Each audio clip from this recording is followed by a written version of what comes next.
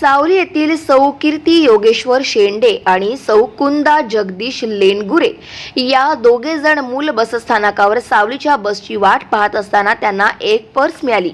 Purse कुणाची आहे म्हणून चार चौघांना विचारणा केली, मात्र सावलीची बस लागल्याने या दोघे जण हे गावाकडे परत येत असताना त्यांनी पर्स उघडली तर त्यात 3 तोळे सोने, मोबाईल आणि 3,500 असे रुपये दिसले आणि त्यांना धक्का बसला। त्यामुळे या दोन्ही महिलांनी बसमधून फोनवर शांतता कमिटीचे सदस्य तथा माजी सरपंच अतुल लेनगुरे यांना माहिती दिली आणि घडलेला प्रसंग सांगितला।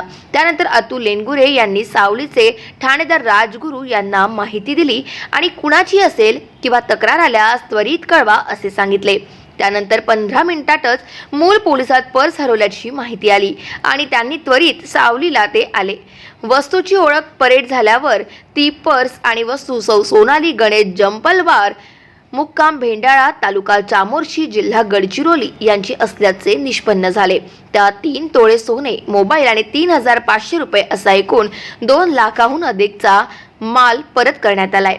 यावेळी जंपलवार यांनी या दोन्ही महिलांचे आभार मानले तसेच त्यांच्या प्रामाणिक कार्याचे कौतुक केले। सावलीचे ठाणेदार राजगुरू यांनी या दोन्ही महिलांच्या प्रामाणिक कार्याचे कौतुक केले आणि अभिनंदन केले। गाव माझा न्यूज करिता प्रवीण झोडे, सावली, चंद्रपूर।